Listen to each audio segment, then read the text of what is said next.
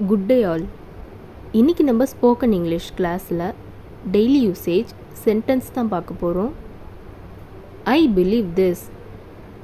நான் இதை நம்புகிறேன். I believe this. நான் இதை நம்புகிறேன். Behave properly. ஒழுங்கா நடந்துக்கோ. Behave properly. ஒழுங்கா நடந்துக்கோ. They went there. அவங்க அங்கே போனாங்க. They went there. அவங்க அங்கே போனாங்க. Don't mistake me.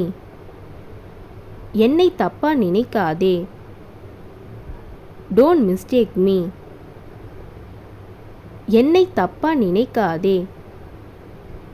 What did you say? நீ என்ன சொன்ன? What did you say?